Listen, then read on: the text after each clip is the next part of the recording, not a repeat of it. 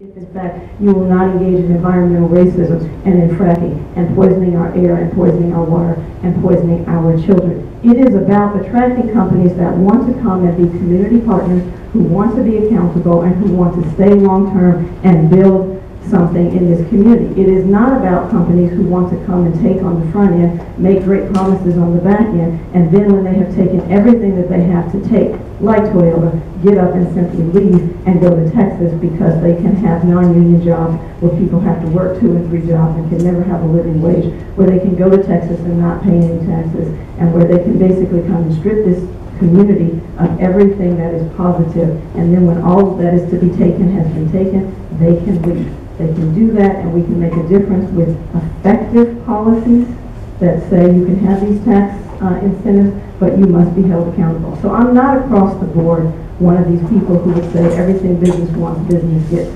I will say it has to be a partnership. We will do our part, we will give what we have to give, but you must step up and be accountable and be willing on the front end to make those commitments. And if you are not, we will wait for the companies that will come and add to developing and building a healthy community. Okay. So California has some of the highest taxes in the nation: sales tax, income tax, property tax. We also have one of the largest populations, so therefore we're generating a ton of tax revenue. But we consistently hear they need increases here, there's not enough funding there, we have to cut this program. So here's the question: what can be done to increase the efficiency of our state government in order to better use those tax dollars that we're already generating?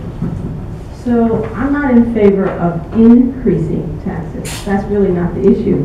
We do have enough tax opportunities, if you will, the ones that you mentioned, sales taxes, etc. What we have, though, is an unfair implementation. What we have in California, which should be the poster child, is the largest wage earners, the largest wealth.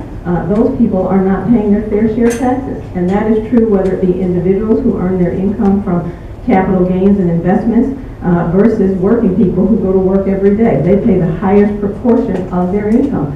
That is true whether you talk about Proposition 13. Regular homeowners get a huge bite out of their taxes when they exchange their properties. But the largest commercial businesses in Los Angeles do not pay 1 cent in taxes. So it is not about increasing taxes, and it really is about bringing more revenue from as an equality issue, right? As an equality issue, those who have the most can afford to pay at least their fair share. We're not asking them to pay more, we're asking them to pay at least their fair share. And there has been a lack of political will in Sacramento because of our political system to ask people to make laws and to make policies that will close those loopholes and bring the revenue to our state. And I'm not afraid of that. That's why I'm running. You know, currently the state is in good shape. Actually, the 2013-14 budget ended with a surplus. And I think it's important is how you manage state resources. And I agree with the model that they used. They used a third of it to pay down the debt, California's debt. They used a third of it for a rainy day fund to put back in reserve. And then they used the other third to address some of those cuts that were made in the past. And so the governor's budget for 2014-15 has, I agree with a lot of that's in there because it's a very conservative budget. I don't agree with raising taxes, that's not the issue, but I think what is the issue right now in the state is how you manage those resources. And California had those resources because, as I said, it ended with a surplus. And so the budget that's being proposed for next year, fiscal year, is a good budget. I think it's conservative. It addresses some of the things that are important to this state. And so I think my job would be as your legislator to make sure that those resources are managed in a way that it benefits the entire state and that we do not go back to having a deficit. And that's very critical. I believe that we have the highest taxes here across the board because we have not expanded our tax base. So it's not about raising taxes, it's about having more individuals that are doing well, more companies that are doing well, to increase the tax base. The other issue that I think we face on the state level in a very real way is transparency. We have not been transparent on the state level, and we've seen a lot of corruption as a result of it. On the city level, now we're starting to address that. We now have a platform by which you can look at every check that is written by the state, how much every position makes, how much everything costs, whether it's the AT&T bill to how much someone got paid for investing pensions. And they found a lot of waste that way. So I think that that's the first place to start is transparency, but we also must increase our tax basis. We don't need to increase taxes. We need to increase the amount of companies, the amount of income capital gains taxes that we're receiving. That's the way to increase our tax base, and the way to stop the waste is to be transparent. Well, thank you, Candace, for being here and expressing your thoughts on the questions that we've asked. It's now time for us to do our wrapping up. Each of you will have 2 minutes to do some closing remarks and state whatever else it is that you wanted to convey to us.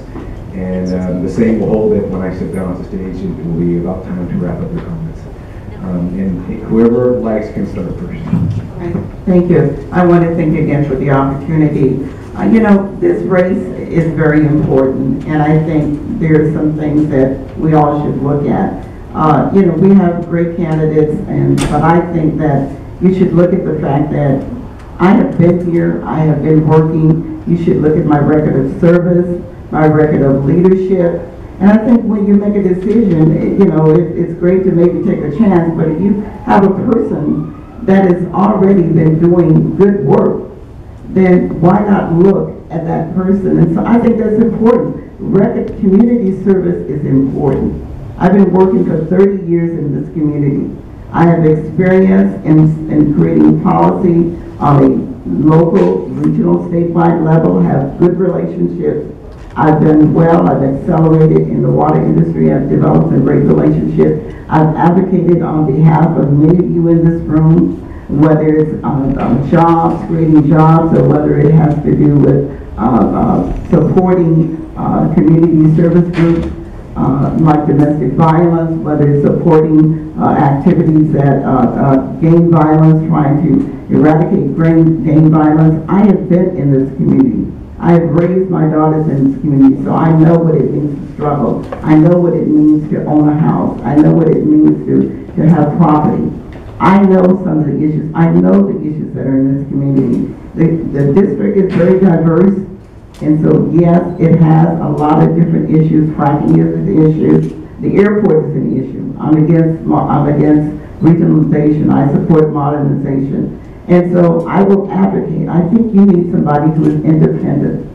I don't want to use the word control. I believe in supporting my community. I will always stand up for my community. Transparency has always been the way I am. My commitment is always there. I have great work ethics. I will always stand up for what I believe in. And so if you want someone to go to Sacramento that will be a fighter, whatever the issues are, I'm that person. And I'm not afraid to be that person for you. So I ask for your support and your, on election day, June 3rd, remember my name, Gloria Gray.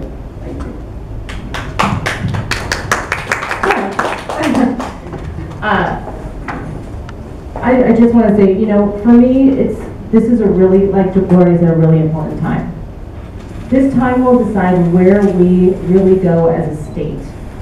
We have some money in our rainy day fund, but we cannot count on that. We cannot count on our investments to do well forever. And if we have learned nothing else, we should have learned that. So it is tremendously important if we're going to create an environment in which you as small business owners can thrive, and where the state can thrive, where our children can thrive, where our seniors can get the services they deserve and they have earned, then you need to have somebody who's there, who's ready to do the work, who has the energy to do the work and the commitment to fight for you, and who's lived in this community and has been committed to this community, and not who has just lived in this community in the past, but plans on growing their family and their businesses in the community later in the future.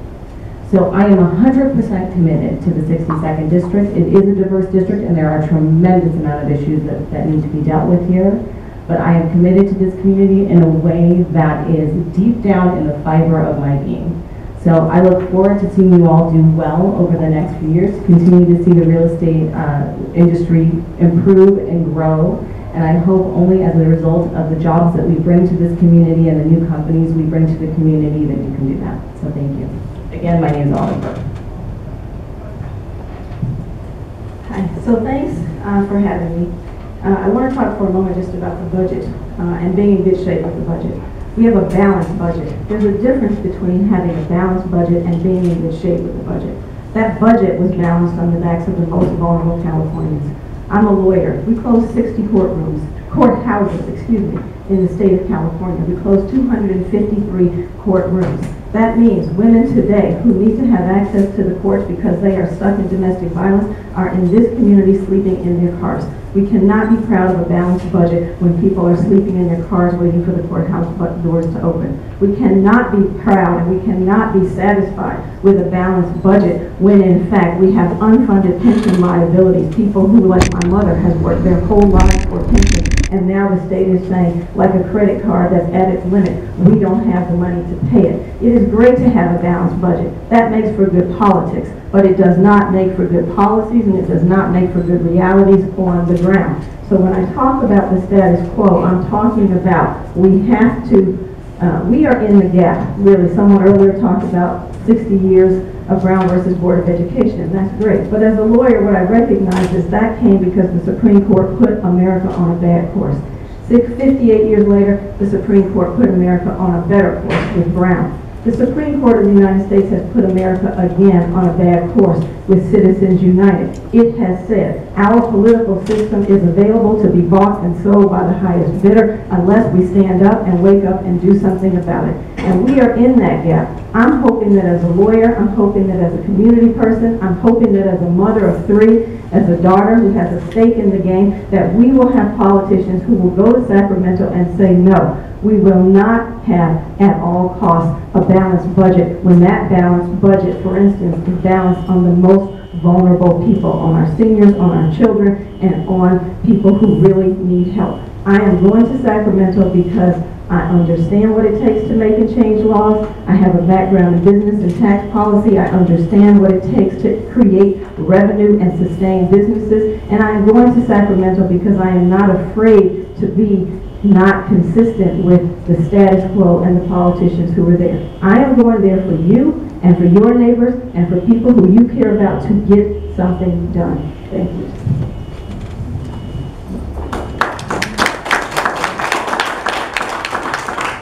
On behalf of the Southwest Association of Realtors, I would like to extend thank you to all of you for being here. We know this is probably considered crunch time right before the election, and thank you for taking time out of your day to be here. Southwest, if we can all stand on your feet and give them a round of applause.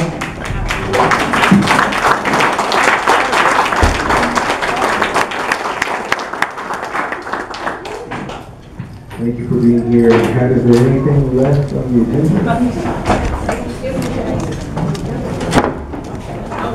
Again, I want to thank you, the Southwest Association of Realtors. I don't know if our president, Yolanda, would like to say something to me, that's her in the back there. And we thank you for taking the time. Sorry, what are they thinking about?